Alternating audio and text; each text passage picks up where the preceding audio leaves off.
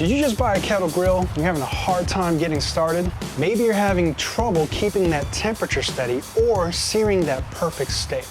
Well, in this video, I'm gonna go over how to set up your kettle grill and the fundamentals of kettle grilling. And then we're gonna talk about the most common mistakes new owners make. Let's get started.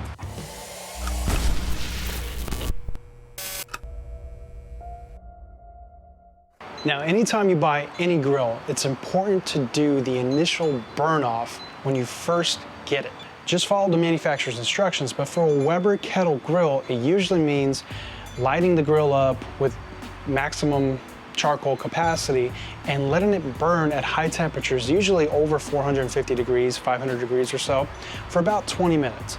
And that allows you to kind of melt off all of the manufacturing grease and shipping oils or anything else that may have been left over from the manufacturing process. Once it's all burnt off, it's up to you. You can scrape off your rails or wipe it down, do whatever makes you feel comfortable, but you should be all set to start grilling. It's a really important step. You don't want any of those chemicals in your food, and it also kind of hinders your temperatures initially. And then besides, it smells and you just don't want to deal with it. Do the initial burn off and get all of those chemicals out of there. Okay, one of the most important things that you can do is choosing your fuel. Now, there's a lot of fuel to choose from, a lot of different brands, and a lot of them will promise clean burning or longer burn times, whatever it may be. One of the most popular manufacturers is Kingsford, which offers probably the most tried and true charcoal fuel out there. And personally, I love using the original Kingsfords. That's my main go-to charcoal. If I'm doing high heat searing, I'll usually get lump charcoal. There's a few brands that I really like out there, but to be honest with you, it really is trial and error. I've bought some of the most expensive stuff that were highly recommended to me and they were great, but then I've also recommended that same stuff to other people and they didn't like it so much. So it's really important to go out there and try different types of fuels and figure out which one fits you. If you're doing low and slow temperatures, you don't want to use lump charcoal. Lump charcoal usually tends to burn really hot and it's really good for high heat searing. So for longer cooks, you want to get something more geared towards efficiency. And again, the Kingsford Briquettes are kind of like the jack of all trades charcoal fuel out there. So I highly recommend those, especially if you're first starting off, because they do very well searing. They're pretty efficient. I mean, they're just kind of like the jack of all trades, and it'll definitely help you get started. I tend to stay away from any chemicals that help you light your charcoal, or maybe charcoal that's labeled as easy lighting. You don't want any of that. That stuff just gets in your food. It's really gonna make your food just taste like lighter fluid. If you have a chimney starter, you should have no problems starting your charcoal. And to be honest with you guys, the chimney starter is also gonna help you start your charcoal efficiently. Now, there's a couple of must-have accessories that I highly recommend you get with your charcoal grill. And honestly, it would be a really good time to just add it to your cart. I highly recommend that you get a chimney starter to start the charcoal, and then you should really invest in charcoal baskets. The charcoal baskets are really gonna help you get that zone cooking and make you really efficient with the charcoal and just grilling in general. Both the chimney starter and the charcoal baskets are really cheap. I think they're each under 20 bucks, maybe even lower than that. I'll put a link in the description, and I really think it's just gonna make your grilling experience a whole lot better. Okay, let's talk about some of the most common mistakes. The first most common mistake is not igniting your charcoal properly. A lot of people will go to cook and they'll realize that the temperatures are nowhere near operating temperatures and their food's taken a really long time to cook and they think something's wrong with their charcoal grill. The coals may look like they're ignited and you may put your hands over them and they may burn and you may feel the heat, but they're actually not fully ignited yet. The simplest way to overcome this is just get a chimney starter. When you fill your chimney starter up and then you ignite it, you want to make sure to leave it there for roughly, the rule of thumb is around 15 to 20 minutes. A good way to tell if your coals are fully lit, the coals sitting at the top of the chimney starter, you should see them beginning to turn gray at the very top, like a light grayish. They don't need to be all gray, but you should just see that light gray color at the very top. And then another big clue is when you start seeing flames shooting out of the top of the chimney starter and there's no more smoke. You know that your chimney starter has fully lit your coals. But if you're still unsure, give it 20 minutes and they should be fully lit.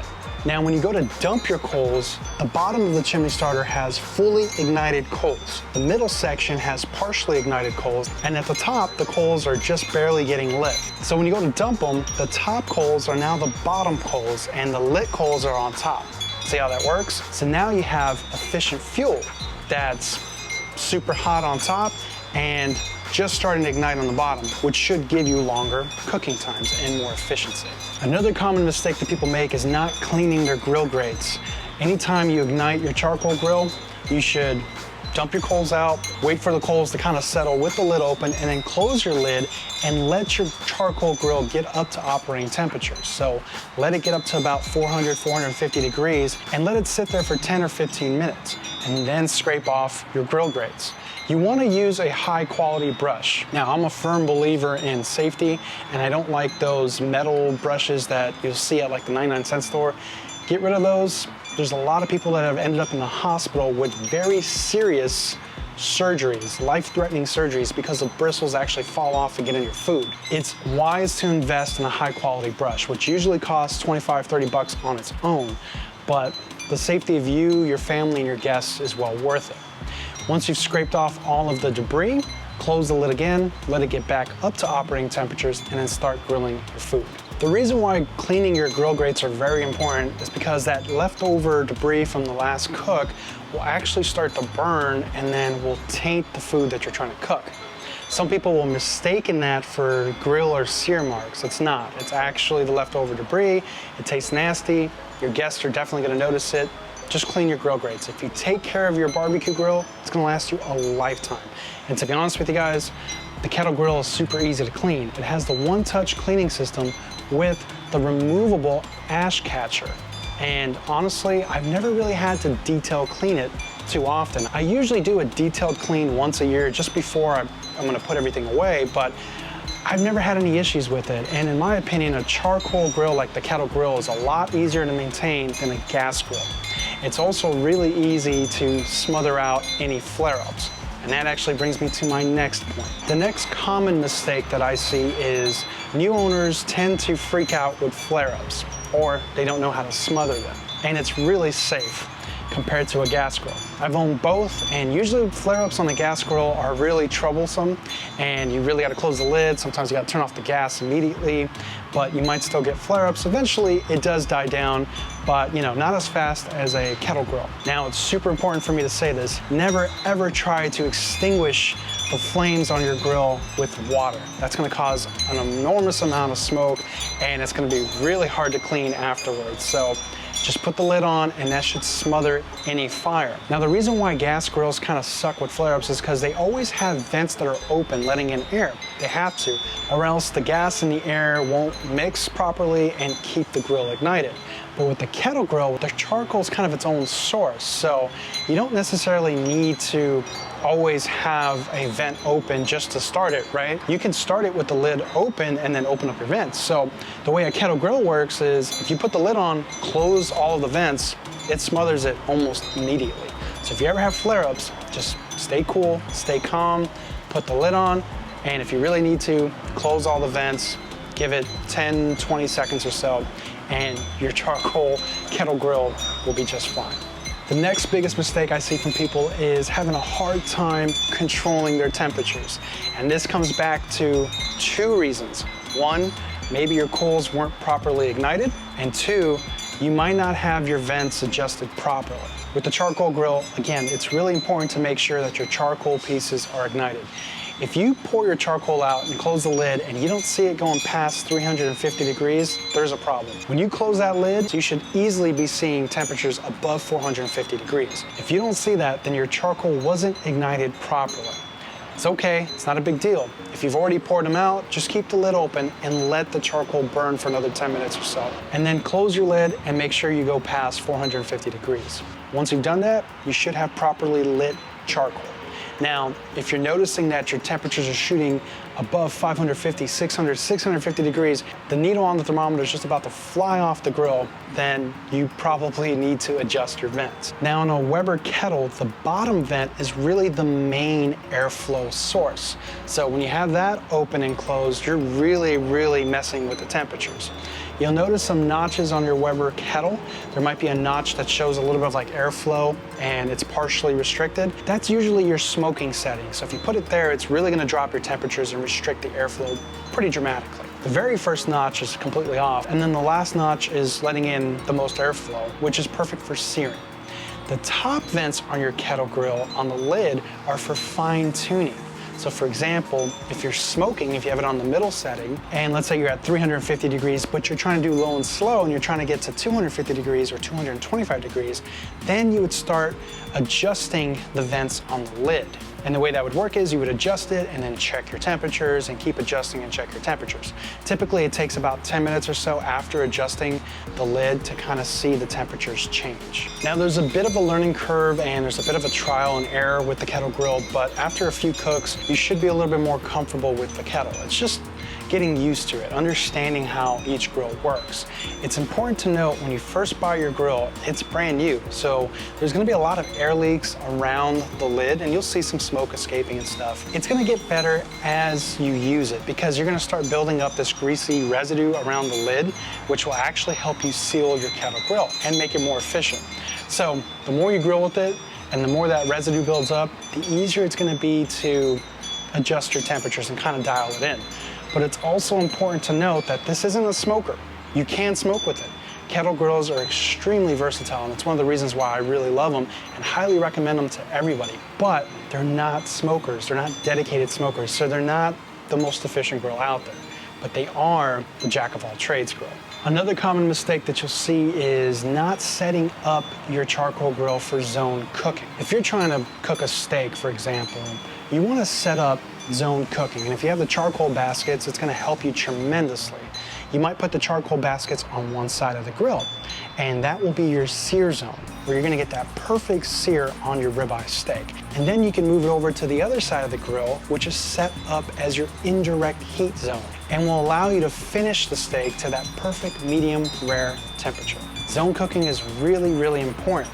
I see a lot of new owners just dumping the charcoal all over the grill and then trying to cook something that's very delicate, and oftentimes they overcook their food. The only time I just kind of dump the charcoal all over the grill and not use the charcoal baskets is if I'm making something that's going to be really quick. For example, if I'm having a party and I'm making carne asada, or if I'm grilling some hot dogs or maybe some kebabs and I just want to get in there and get out, it's going to be really quick, there's a lot of food coming, the food's going to cook quickly, hamburgers for example. Then I just kind of dump my charcoal pieces. I try to get a nice even flat plane so I don't have any hot spots, and then I start grilling. And usually it works flawlessly and I can get the food done really quickly.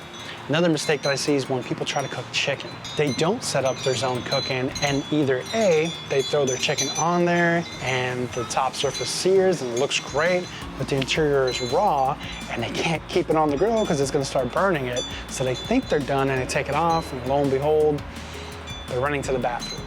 The other mistake that I see is maybe they do set up a indirect heat portion, but there wasn't enough coals to start off with, so the temperature of the grill is somewhere around like 300 degrees. Now, that'll still cook your chicken, but it's gonna take like an hour or two. And they have a party waiting and everyone's looking at them like, hey, when are we gonna eat?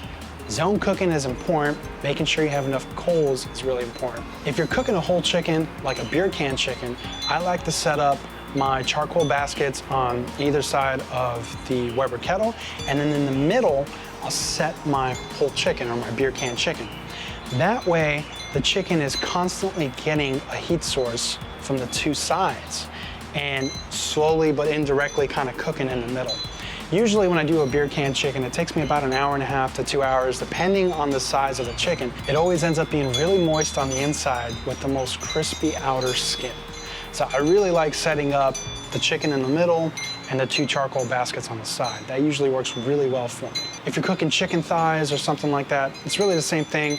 I would do indirect heat and just kind of lay out the chicken, let them cook up the temperature, and then very lightly sear them just to get that nice crispy skin, and then you should be good to go. Another common mistake that I see people do is when they're cooking a steak and they're trying to sear. How do you sear a steak? Well, I'm glad you guys asked. Again, if you set up your kettle for zone cooking, you should make a sear zone where you get the two baskets, put them together, and place it on the side of the grill. That's gonna be your sear zone. The other side will be your indirect heat.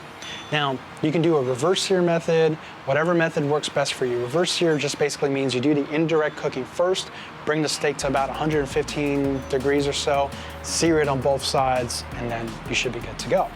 Now, if you're trying to sear your food and it's not working out right, or you're burning your food, you usually have two problems. The first problem could be you're not getting a good sear. That usually means that your charcoal isn't fully lit, or you didn't have enough charcoal to begin with, or maybe your charcoal's kind of dying out and it's not efficient anymore. It's been burning for a long time and you just don't have the heat to get you that perfect sear. The other issue that you might be having is if you burn your steak rather than searing it.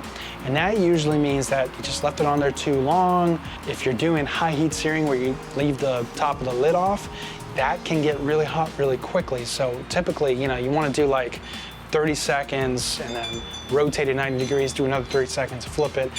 Constantly check your steak and just make sure that you're not overdoing it. Searing kind of takes some practice, but after, one or two times, you should be able to kind of dial it in and get familiar with your grill.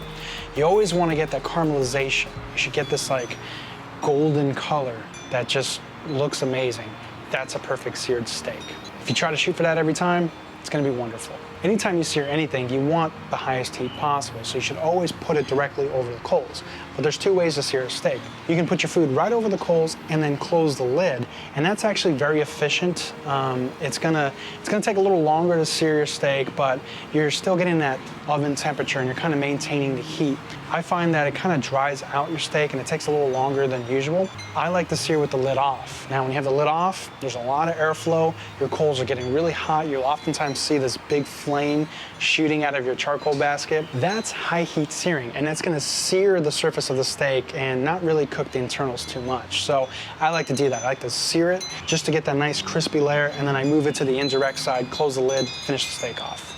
Now let's talk about low and slow temperatures. You can get low and slow temperatures with the kettle, absolutely. With this Master Touch Premium, it actually comes with a diffuser plate, which really helps you get those low and slow temperatures and maintain those temperatures. There's aftermarket accessories like the low and slow charcoal basket, where you have like a charcoal basket with a middle divider that you can pour some water in there, and it helps you smoke and maintain low and temperatures just fine. These kettle grills are super, super versatile. Low and slow temperatures usually take some finessing. I can't talk about it in full detail here, but I did make a video on how to set up a Master Touch Premium for low and slow cooking using the Weber diffuser plate and smoke ring. If you don't have the Master Touch Premium, it's okay. There's a lot of great information in that video. Go check it out, and it should get you started for low and slow temperatures on your kettle grill. Congratulations on your kettle grill. I've cooked some amazing meals with my Weber kettles, and I'm always astonished at just how versatile they are. You can smoke, you can sear, you can cook just about anything with the Weber kettle. And if you treat them right, they're gonna last you a lifetime. One day, hopefully, you can pass them on to your loved ones.